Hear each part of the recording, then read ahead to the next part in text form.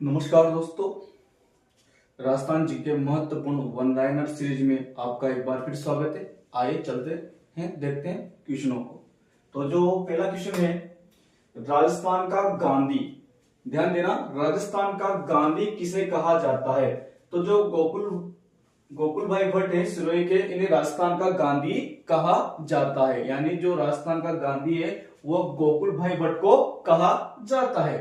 अगला क्वेश्चन है कि राजस्थान का जतिन दास। ध्यान देना, राजस्थान का जतिन दास किसे कहा जाता है? तो बाल मुकुंद बिस्सा को राजस्थान का जतिन दास कहा जाता है। इनकी भी भूख हड़ताल से ही मृत्यु हुई थी। तो राजस्थान का जतिन दास, बाल मुकुंद बिस्सा। अगला क्वेश्चन है कि मारवाड़ की अवस्था। ध्यान देना, मारवाड़ की अवस्था व पोपाबाई की पोल, यानी ये दो पुस्तकें हैं। मारवाड़ की अवस्था और पोपाबाई की पोल, ये दोनों की दोनों जो पुस्तकें हैं ये जय नारायण व्यास द्वारा लिखी गई है। और ये क्वेश्चन वेरी इंपोर्टेंट है, यानी इस क्लास में जितने भी वन लाइनर सीरीज पर्सन हैं वो सभी सभी महत्वपूर्ण है, तो ढंग से इनको याद कर लेना। तो मारवाड़ की अवस्था, पोपाबाई की पोल जय नारायण व्यास द्वारा लिखी गई है। अगला क्वेश्चन है, मेवाड़ का वर्तमान शासन।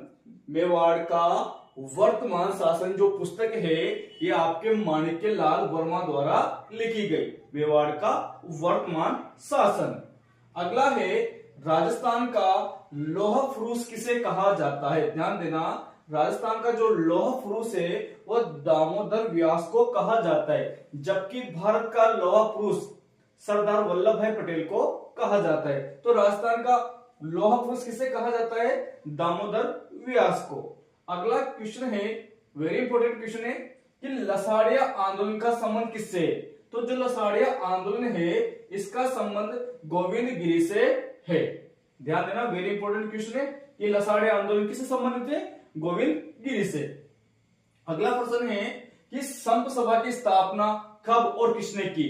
तो जो संप सभा है इसकी स्थापना 1883 में गोविंद गिरी के द्वारा की गई थी। यह भी महत्वपूर्ण क्वेश्चन है कि जो संप सभा है इसकी स्थापना कब और किसने की? तो इसकी जो स्थापना है वो 1883 में गोविंद गिरी के द्वारा की गई थी। अगला क्वेश्चन है, आधुनिक राजस्थान का निर्माता किसे कहा जाता है? ध्यान देना, आधुनिक राजस्थान का निर्माता किसे कहा जाता है? तो जो मोहनलाल सुखाड़िया हैं इन्हें राजस्थान का आधुनिक निर्माता कहा जाता है।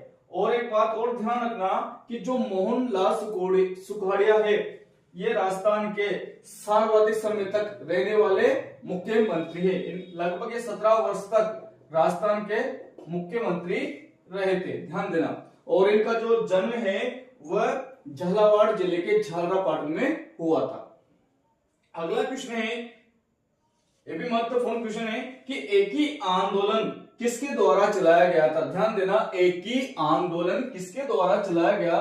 तो ये मोतीलाल तेजावत के द्वारा चलाया गया था। कौन सा आंदोलन? एक ही आंदोलन। अगला क्वेश्चन देखते हैं, भूमट आंदोलन। ध्यान देना, यहां तो था एक ही तो मोतीलाल तेजावत, और जो भूमट आंदोलन है ये मोतीलाल तेजावत के द्वारा चलाया गया। दोनों अलग अलग है लेकिन चलाने वाले कौन है? एक ही व्यक्ति। यानी एक ही आंदोलन का संबंध मोतीलाल तेजावत से, और भूमट आंदोलन है इसका संबंध भी मोतीलाल तेजावत से है, ध्यान रखना। अगला है, राजस्थान के सर्वाधिक किया गया अगला क्वेश्चन कि राजस्थान के सर्वाधिक कार्यकाल वाले सीएम मुख्यमंत्री तो कौन है? आपके मोहनलाल सुखाड़िया। और ये भी कितने वर्ष रहे थे? 17 वर्ष तक, यानी सबसे अधिक कार्यकाल मोहनलाल सुखाड़िया का रहा है। अगला क्वेश्चन है कि आदिवासियों का मसीहा या आदिवासियों के बाबूजी किसे कहा जाता है? तो जो मोतीलाल तेजावत है, ध्यान देना कि जो मोतीलाल तेजावत है इसे आदिवासियों का मसीहा या बाबूजी भी कहा जाता है। यानी जो आदिवासी लोग थे उनमें जो मोतीलाल जी तेजावत थे वो बाबूजी के नाम से प्रसिद्ध थे। अगला है, वागड़ का गांधी, यानी जो वागड़ क्षेत्र है डूंगरपुर बांसवाड़ा वाला, तो जो वागड़ का गांधी है वो किसे कहा जाता है? तो वागड़ का गांधी आपके भोगीलाल पांड्या को कहा जाता है। क्वेश्चन बनेगा कि भाई जो वागड़ का गांधी वो किसे कहा जाता है, तो चार ऑप्शन रहेंगे, चार में से एक ऑप्शन आपके भोगीलाल पांड्या आपको देखने को मिलेगा। तो आपका आंसर क्या होगा सही, भोगीलाल पांड्या, जो क्या है वागड़ के गांधी। अगला है पंचड़ा गीत किसके द्वारा गाया या लिखा गया, तो जो पंचड़ा गीत है ये माणिक्यलाल वर्मा द्वारा लिखा गया था। अगला प्रश्न है कि माणिक्यलाल आदिम जाति शोध संस्थान कहाँ स्थित है, यानी जो माणिक्यलाल आदिम जाति शोध संस्थान है ये आपके उदयपुर में स्थित है, और ये जो संस्था है ये आदिवासियों के हित में काम करती है। अगला है केसरबाग की छतरियां, जो केसरबाग की छतरियां हैं ये आपके बूंदी जिले में स्थित है, यानी जो केसर है केसरबाग की जो छतरियां हैं ये आपके बूंदी जिले में स्थित है। ठीक है, अगला है कि नेड़ा की छतरियां, ध्यान देना नेड़ा की छतरियां आपके अलवर जिले में स्थित है, ध्यान देना नेड़ा की छतरियां अलवर जिले में स्थित है और केसरबाग की छतरियां आपके बूंदी जिले में स्थित है। अगला क्वेश्चन है टहला की छतरियां, या ये भी कहां स्थित है, ये सरिस्का अलवर में स्थित है। थोड़ा ध्यान देना कि केसरबाग की तो बूंदी में है, नेड़ा की छतरियां अलवर में है और टहला की छतरियां सरिस्का अलवर में स्थित है।